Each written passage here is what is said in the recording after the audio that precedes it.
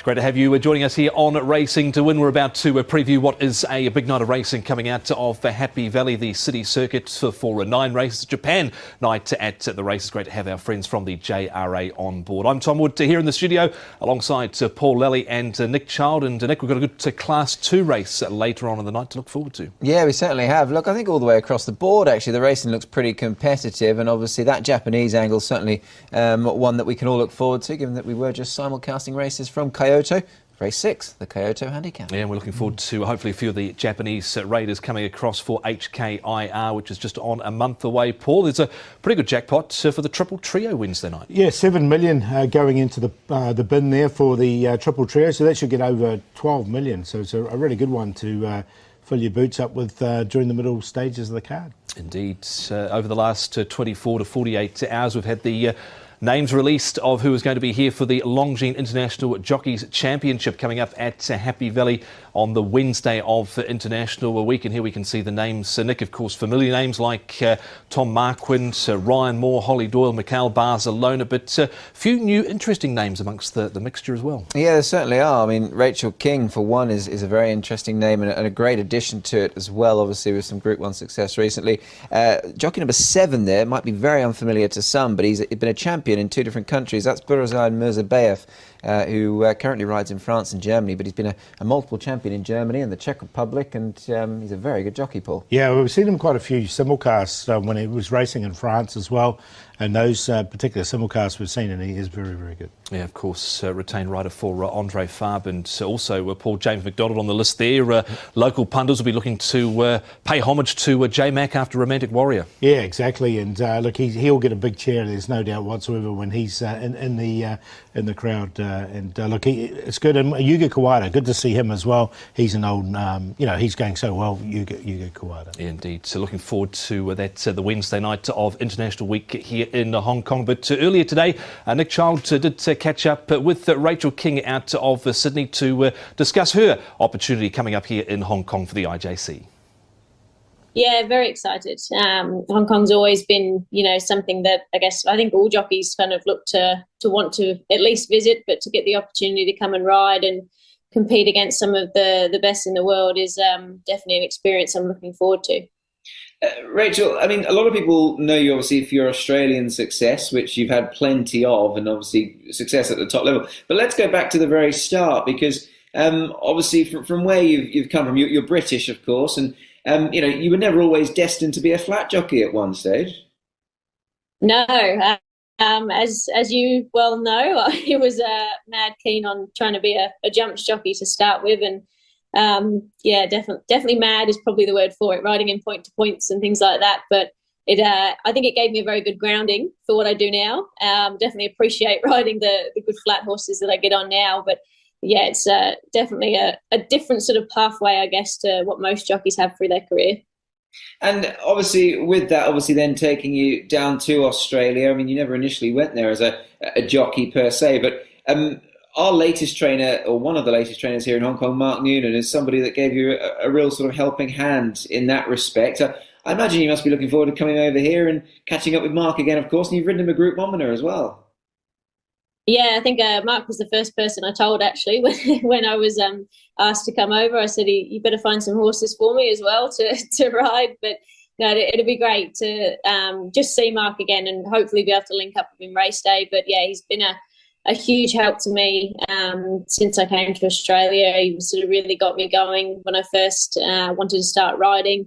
And I think I had my first Group 3, Group 2 and Group 1 winner all for Mark. So he's been a huge part of my career. When it comes to these sort of things, Rachel, obviously jockeys, challenges, etc., they're quite niche, they're quite interesting concepts. I guess you probably have to pinch yourself, don't you, knowing that you're going to come and ride in this one, which is probably the preeminent jockeys championship around the world. I mean, Hong Kong's so well respected and so well known, and there are some big names coming. Yeah, it's definitely sort of top of the list, I guess, but as far as jockey challenges sort of go, and it's an incredible place to visit. Obviously, we watch, a lot of the Hong Kong racing here in Australia. A lot of our horses go there, the same as, when we're sometimes lucky enough to get a horse come here from there as well. So it's we're very sort of, I guess, quite closely connected to the Hong Kong racing scene. So it definitely seemed like one of the sort of bigger meetings and bigger occasions in regard to these jockey challenges.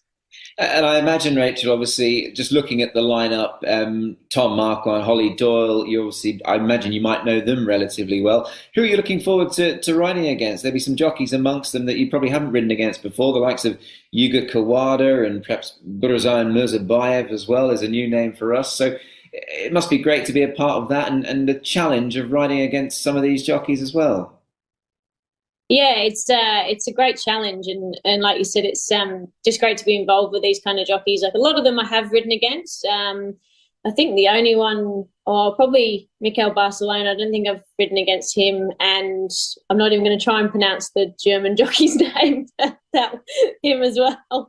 The rest of them I think I've ridden against nearly all of them. I was lucky enough to ride in Japan earlier in the year at the Jockey Challenge there. So I've been able to ride against them probably only once or twice. But I think it's something that's important in a jockey's career. It sort of can, just help sort of further your skills, just learning different riding styles and things like that and different racetracks. I think, you can never stop learning. So to get to ride against these big names is, I think, going to be a real help to me. You can't wait to see Rachel King in operation here in Hong Kong. The Longines International Jockeys Championship coming up at Happy Valley on Wednesday, the 6th of December. Speaking of International Week, well, one of the stars of Hong Kong racing was out at the trials this morning. That was Golden 60, of course. He's not lining up Paul in the Jockey Club trials this week, but here he was in a trial this morning at Sha Tin. Yeah, look, he's had plenty of trials. And one thing about him, he's had plenty of work leading into it. A lot of slow work. He was asked to quicken up here, and he showed a really good turn of foot. So it was a nice trial, is what you expected. He'll have a good blowout after that. He will. Look, I thought it was quite a nice trial, and interestingly enough, his record fresh is unblemished. So when he appears for the first time, he normally goes and wins, and this will be tough though. But he's still got all the class, I think. Yep, he certainly does. Golden 60 beating the likes of Fun Together, Pulsar Strider, Denfield in that trial over 1,200 metres on the all-weather Tuesday morning at Sha Tin. But let's get into our meeting details for Wednesday night's card at Happy Valley. And we've got a 9-race programme. On the B course, it is meeting number 19 of 88. And here on Racing to Win, we're previewing race 7, the Tokyo Handicap 1650, it's Class 2. And the final event, the Hanshin Handicap Class 3, over 1,650 metres also. Looking at race 7, and here is the field with Telecom Fighters. Mi Choi taking the claiming rider of Angus Chung aboard. Kifi has been disappointing now in his last 3 starts. Meaningful Star returning to Happy Valley. Helene Fielding's got the cheek pieces going on for the first time. True Legend out of the Cody Mo barn. Further down you've got Irimo, who's got the pacifiers going on. The blinkers have been removed. Comes to Happy Valley for the first time. Everyone's Delight, Taj Dragon, a last start winner, Zach Purton and Pierre Unga.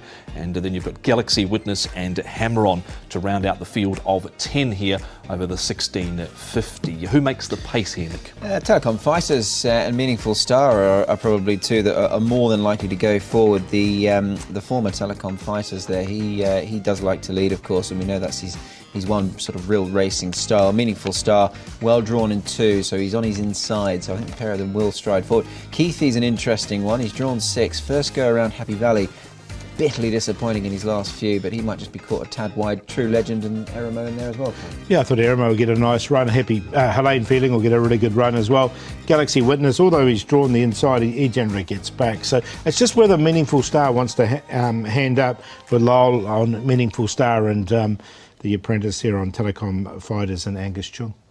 Let's have a look at the first of our replays for this race. It is Taj Dragon, and he was back here on the fence. Now, the format of this race, Paul, has been good because Super Winner came out and won again at the weekend, and Taj Dragon just cruised into this race very strongly. Look, he's going so well, this horse Taj Dragon. He's drawn 8, so he might just be a little bit further back than he was in this contest. He comes to Happy Valley under race conditions for the first time. But look, he can only win, and he's going so well, this horse. Very consistent. He is indeed. And look, he was flagged up by his trainer Pierre Ung as a horse that he really likes and I think is one to follow. First go around here, he'll be rock hard fit, and he's improving all the while, Tom. Yeah, there's a report card on screen. He's had the 3 wins from his 10 starts. He's had the 2 starts this season for a win and a second placing. But we can have a look at Pierre Ung, his stats so far. unbelievable on Saturday at Sharton, Nick, where he had 4 winners across the card. Yeah, look, the horses are flying, and you know, I've spoke to a few of the jockeys that ride for him and sort of asked them what is it, and they just say, look, they're very fit, they're well, and they're winning. So long may it continue. Yeah, look, he's doing the formula. There's a trainer here years and years ago called Brian Kahn, and he used to get the horses fit, put them on the pace, and they used to win. And these ones are doing exactly that. So Humble Star, he's a big chance. Fortune Warrior, backing Super Commander up. Dragon Star's a big chance with not much pace in the race. Spicy So Smart's a last time winner. Healthy's a last time winner, and he's got Brilliant Way going well. He certainly does. So he's not, you watch all the track work, Paul, he's not reinventing the wheel, but no. he's just adding a new dynamic to some of these horses' training.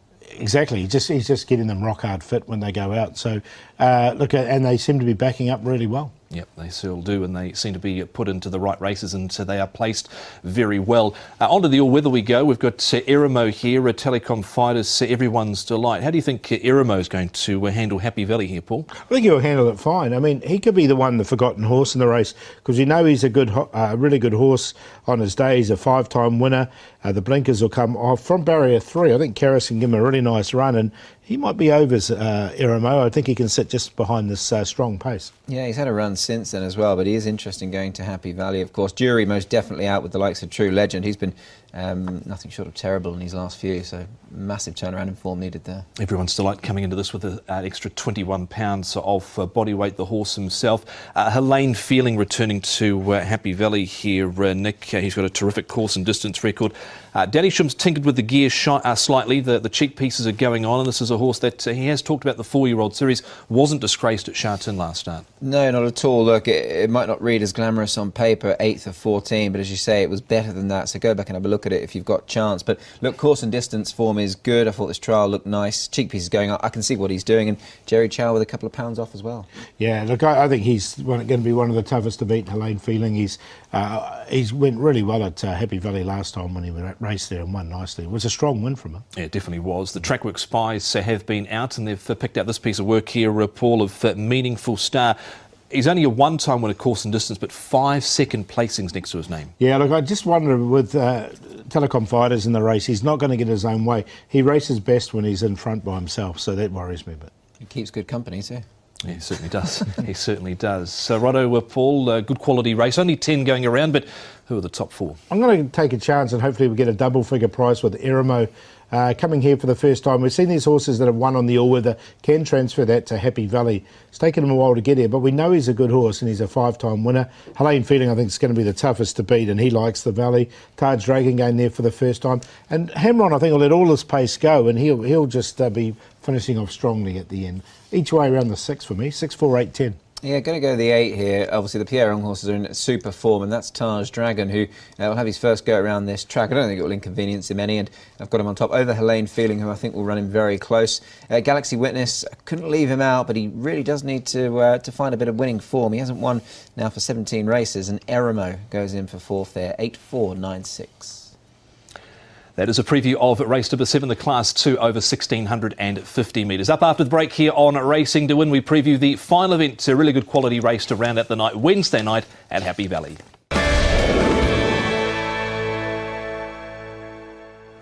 Racing to Win continues. We're about to preview race number 9, but before we do that, we are going to remind you about the last run reminder, Paul, and they're starting to amass a pretty good record, aren't they? Yeah, they're going okay at the moment, and we've got this one here, which is Dragon Star. We're going to have a look at Dragon Star. Now, here he is. He drew wide. So it was a little bit slow, just did a little bit of a bunny hop there at the start. But once he got into stride, you can see him just working a little bit as he got across. And then once he got to the front, they did go slightly faster in this race as well. They're just slightly quicker over the first, there it is, it's up there, 0.27 seconds over the first 850. So you can see him, he took a while to get to the front, but once he did get to the lead, he steadied it up a little bit. But I think a little bit of the work had been done. And look, he was still clear coming down the straight, and a really nice run from him.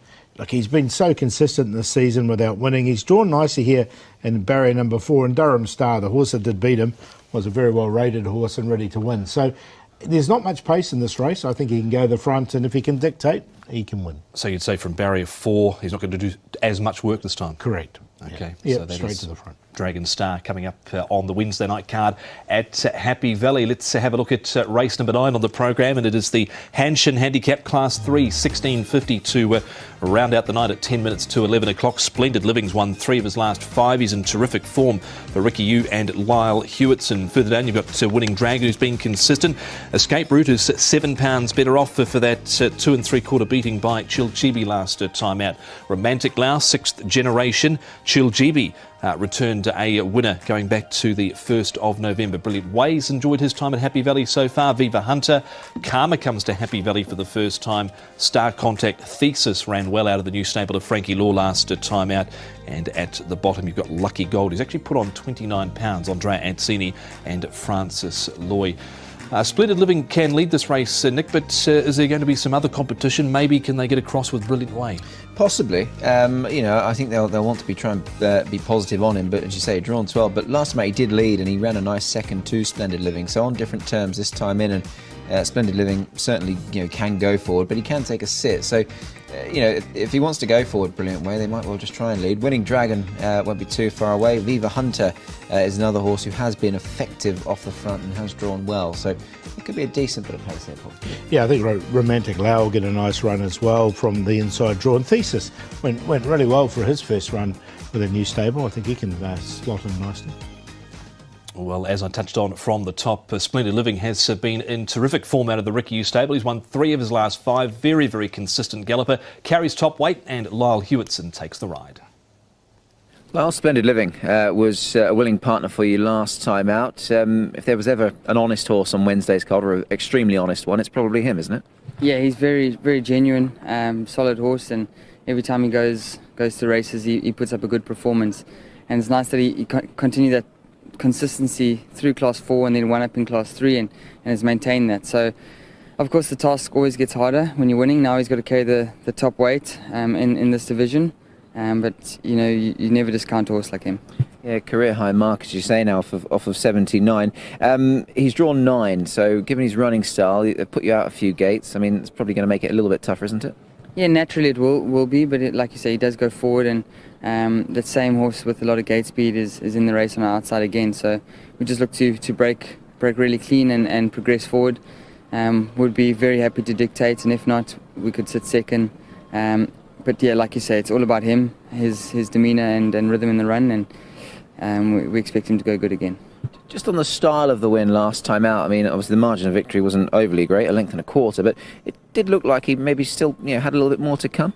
Yeah, it was really, really impressive, and naturally would have thought it wouldn't have suited his running style, but I think the fact that that horse got in front, and even though that first section was slow, I sort of was just off him a length and a half, and we gradually progressed in the race and got stronger and stronger, which suited his pattern really well. So he was able to kick strongly, and it was nice when the challenge came again. He found a little bit more, so he should be able to carry the weight. And like I said, he's just very, very genuine, very honest horse. I'm sure you, Ricky, and the Wongs who own him would have been pleased to have seen Lean Hero when he was third behind him. So form's looking strong as well. Yeah, form's looking good. We do have healthy respect for one or two others in the race, notably the last start winner that I was aboard. But we'll go out fighting. Just with that, do you see him as probably the biggest danger? I mean, obviously you know quite a bit about him, Chilchibi, the horse in question. I mean, he looks like he might be a very upwardly mobile horse. Yeah, you would expect so. The manner in which he won, the fact that he had come off a break and would strip a bit fitter again. So yeah, I think that he would have to be one to take note of, and we'll be doing our best to finish in front of him. He's a full-time winner now, is Splendid Living, of course, formerly known as Bill the Butcher when he raced overseas prior to arriving here in Hong Kong. A few more main players in the final event. First of all, we're looking at Chilchibi here, Paul, and Escape Route covering a fair bit of ground around the outside, but he definitely got situation to suit. He'd take nothing away from Danny Shum's trading performance, but they ran a whole second inside standard for the first section, another half a second inside standard the second section. Yeah, they did. So he did have the race run to suit, but look, he's a progressive horse. He's had the 3 starts and he's ran second, and then he's come out and won his next 2. So you can't really knock his form. Although Escape Route went the wide route as well, so it wasn't a bad run from him. But I just think Chilchibi, there was a little bit about that win. I know he had to suit. I think he'd be a little bit closer in the run this time as well. Yeah, look, I think he's a very nice horse, and I think he's still got rating points in hand, even though they put him up 9. And There's a look at his CV on screen. It's looking impressive. Tom at a very early stage of his career. Yeah, definitely is. He's only a lightly tried 4-year-old by Rote is Chill Chibi. On we go to Thesis now. He hasn't been in the Frankie Law stable for too long. This has been his only run with Frankie. Romantic Lau in this race, Viva Hunter and Escape Route again. I think Thesis definitely, Nick, is a winner waiting to happen. Yeah, most definitely. Look, obviously famous for a victory at the Royal Meeting. Obviously bought out of there to come here, and he's taken time, I think it's fair to say, but maybe he's a Happy Valley horse because this is his only run around the tight turns, and he's run really well. Of the others, Romantic Lau's doing nothing wrong. I mean, his form's been good and very respectable and should go well again. Yeah, I liked him this night, and he got me out of my seat halfway down the straight. I thought he was. Takes a bit of doing. Takes a good one. I thought he was going to win, so it was a good run. So with a nice lightweight and a good draw, I'm going to stick with him. Yeah, when Paul gets out of the seat, he normally shakes you as well. You've got to go visit the chiropractor afterwards as well. Having a look here at a trial now with Karma, and this was him at the Sharton on the All-Weather here. 45 days since he won, Paul, coming into this with one Happy Valley trial under his belt. He's won 2 of his last 3 now. He's going well, this horse. He's a nice horse, Karma. It's just how he handles the race day.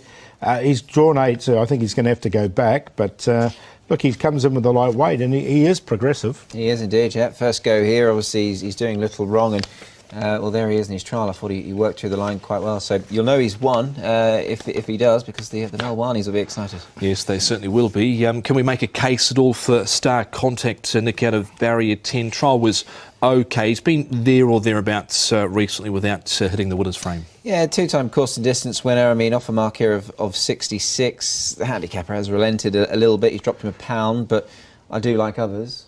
Yeah, look, I just wondered from that wide draw, if Brilliant Way gets across, it's going to leave him stranded 3 wide, I thought. Yep, and it is David Hayes with Karis Teaton from that draw of 10. Tips for the last, Paul? Yeah, going to go with Thesis. I was with him last time. I'm going to stick with Thesis. He's on top to beat Chill Chibi. A Splendid Living, we heard from Lyle there, and Romantic Lau from the inside draw. So 11, 6, 1 and 4 for me.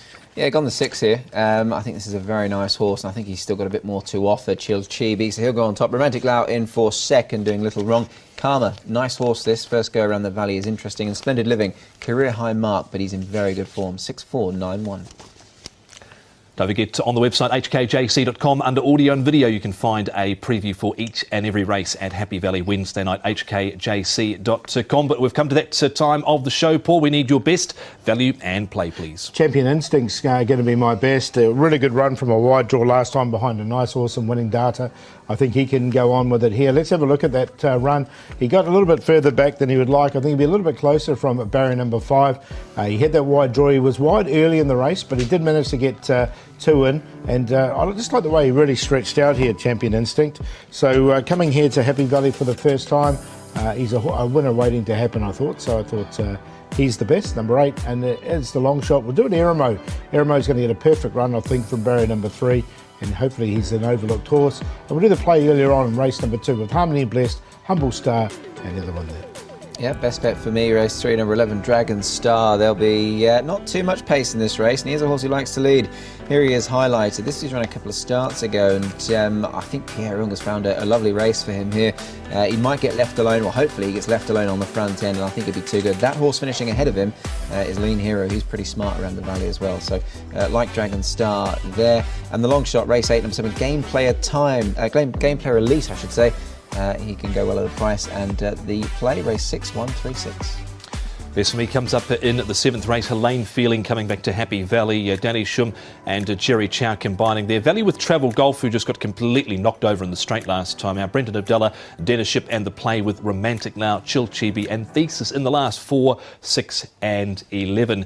Having a look at what we've got coming up in the next few days here in Hong Kong. Of course, a big day coming up on Sunday at Sharton. We've got 11 races, and it is the Jockey Club trial days. Then we're back at Happy Valley for the 22nd of November there. But thoroughly looking forward to Wednesday night. Nick, a good card of racing coming up. Yeah, it certainly is, and obviously all coming to the boil nicely now. Yeah, it's going well, and then all the good horses will be stepping out on Sunday, so should be a good week. Yep, certainly should be. We look forward to your company for race number 1, Happy Valley, 6:40 Wednesday night.